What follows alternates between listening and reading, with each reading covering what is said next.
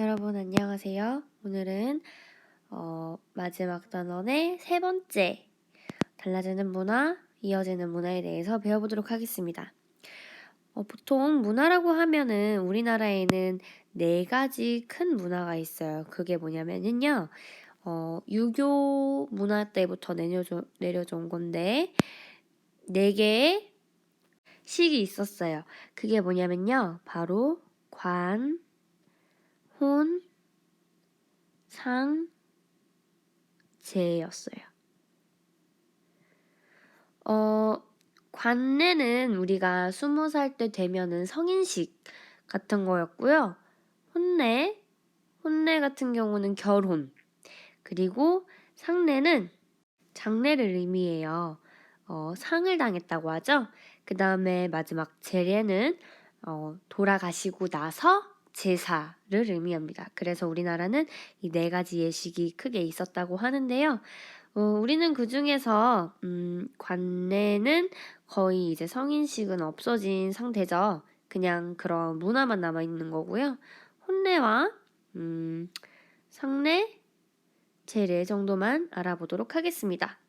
자, 먼저 옛날과 오늘날의 결혼식에 대해서 보도록 하겠습니다. 옛날에는요, 신부 집에서 했어요. 그래서 지금도 결혼식을 한다 하면은 신부의 의사를 물어봅니다. 신부가 날짜를 잡고요. 결혼을 언제 하면 가장 좋을지 길이를 잡는다고 하네요. 오늘날에는 결혼식장에서 주로 하죠. 옛날과는 많이 다른 모습을 보입니다. 자, 그러면 옷차림을 한번 볼까요? 신랑이 입고 있는 옷차림은요, 바로 사모관대예요.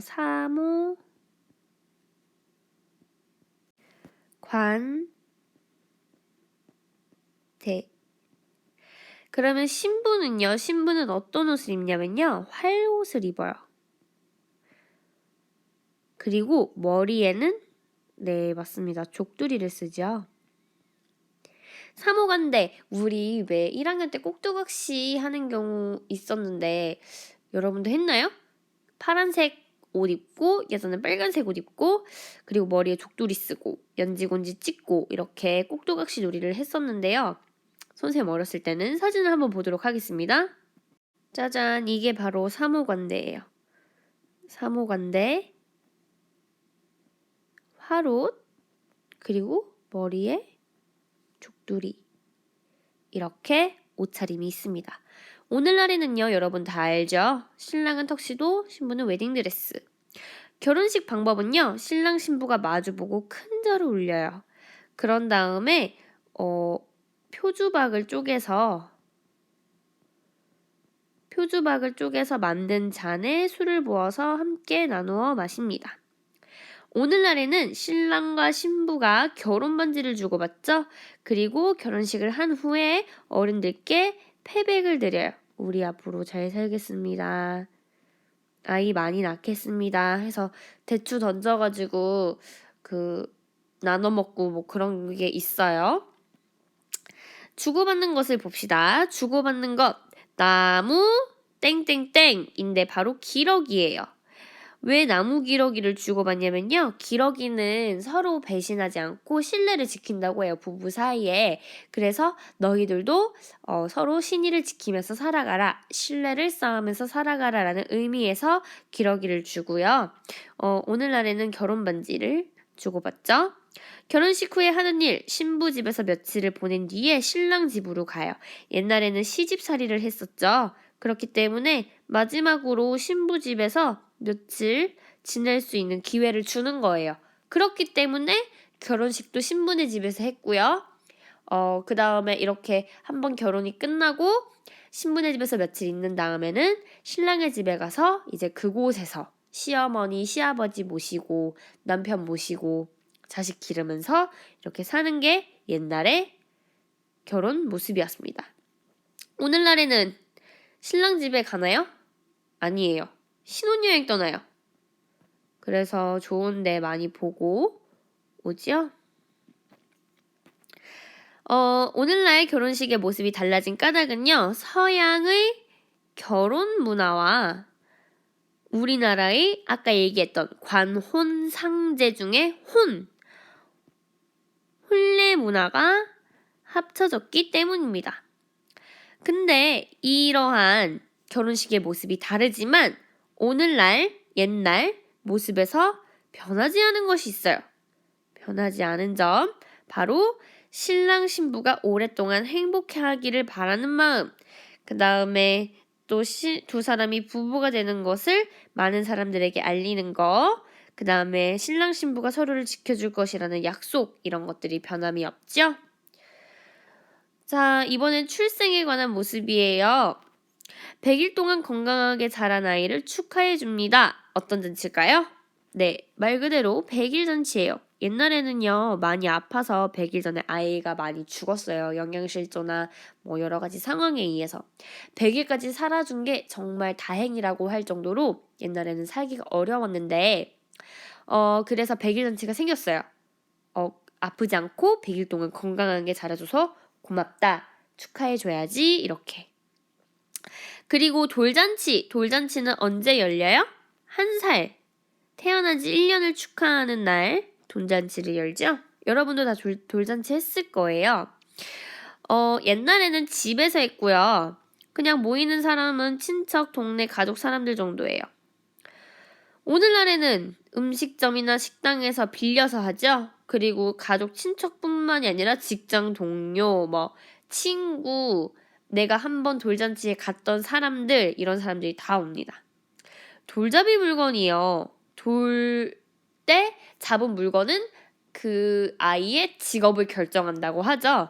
그래서 글 쓰는 사람, 책 많이 읽고 선생님 이런 거 되는 사람, 실타래, 너는 정말 오래 살 거야. 장수의 의미, 돈, 부자가 되겠구나. 활은 옛날에는 무인들이 많았기 때문에 그 검술 잘하는 사람 있잖아요. 그런 사람이 되기를 바라는 의미에서 활을 짚는 경우가 있고요. 오늘날에는 돈은 똑같이 있고요. 실타래도 있고 책도 있고 붓도 있고 그런데 연필 공부 열심히 해라. 교수님 되라. 마이크 가수나 연예인 되라고 마이크 놓죠. 마우스 컴퓨터 프로그래머라든지 아니면은 컴퓨터를 주로 쓰는 사람 스티브 잡스가 되라. 마크 주커버가 되라. 페이스북 만든 사람 그런 사람도 있죠. 그리고 청진기는 의사가 되라. 그다음 축구선수, 농구선수 등등 선수가 되라. 옛날에 공이나 지금의 활이나 거의 같다고 보면 돼요. 옛날에 운동선수 같은 것들을 활을 집으면은 그렇게 생각했다고 하네요. 공통점이에요. 아이가 태어난 지 1년이 되는 날에 돌잔치를 하죠. 그 다음에 백설기와 수수팥떡 등의 떡을 돌상에 차립니다. 왜 백설기와 수수팥떡을 돌상에 차릴까? 먼저 백설기 하얗죠? 순수의 의미예요. 그리고 수수팥떡 우리 동지의 팥죽 먹죠? 왜 팥죽을 먹어요?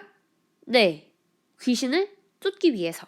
나쁜 애군이라고 해요. 나쁜 운들을 떨쳐버리고 귀신을 쫓기 위해서 수수팥떡과 그리고 순결을 위해서 백설기를 먹습니다. 오늘날의 돌잔치가 달라진 까닭은요. 돌잔치에 모이는 사람이 옛날보다 많아졌고요. 덜 넓은 장소가 필요해요. 그리고 돌잔치를 준비하기가 편리해요. 옛날에는 돌잔치를 집에서 했기 때문에 음식을 다 만들고 초대도 다 해야 되고 했는데 요새는 그냥 청첩장 같은 것도 만들어서 주고 그 다음에 음식도 음식점에서 먹을 수 있으니까 편하죠? 자, 그러면 이거는 무엇일까요? 옛날에 비해 직업이 더 다양해지고 많아졌기 때문에 생긴 것. 맞습니다. 바로 돌잡이 물건이에요.